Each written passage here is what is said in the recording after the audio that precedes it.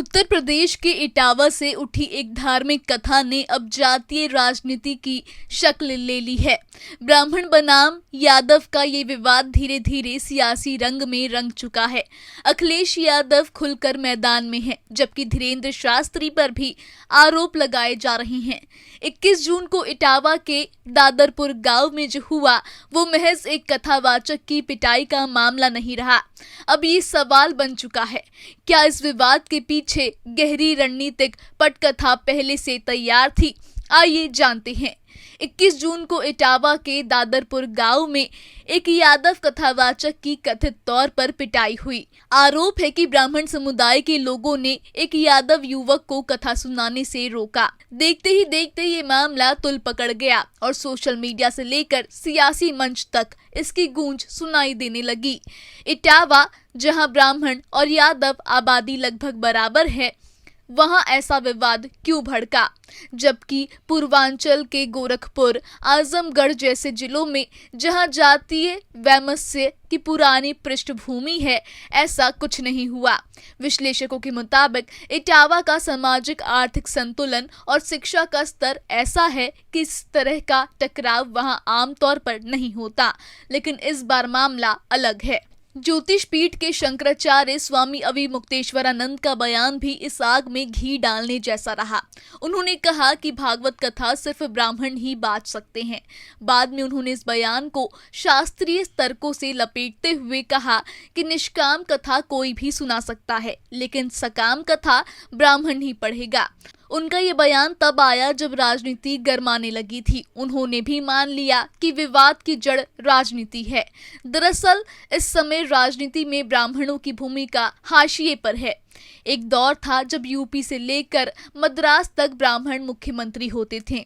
आज सियासी मंच से उनका नेतृत्व गायब है और मतदान शक्ति कमजोर।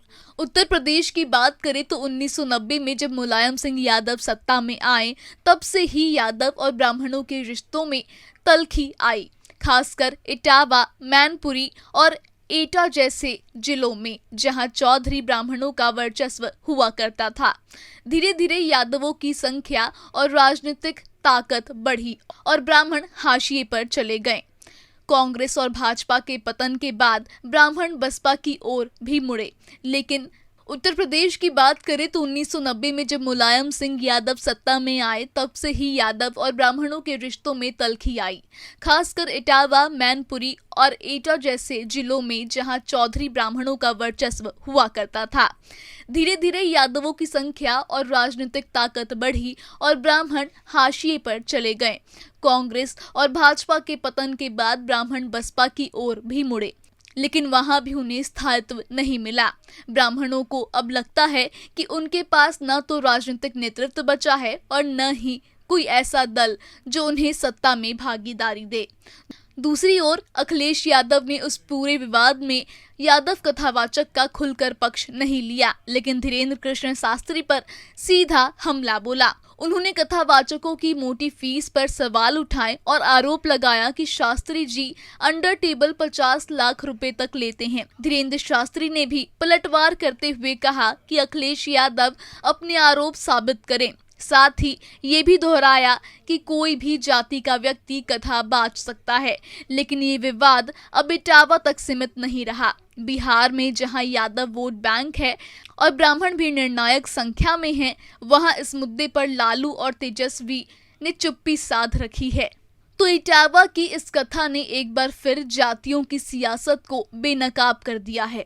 एक कथावाचक की पहचान अब उसकी जाति से जुड़ गई है और मंच से कथा कम, राजनीति ज्यादा सुनाई दे रही है। अब सवाल ये है कि क्या इस विवाद के जरिए कोई बड़ा सियासी एजेंडा तैयार किया जा रहा है और क्या आने वाले चुनावों में ये मुद्दा वोटों की दिशा तय करेगा?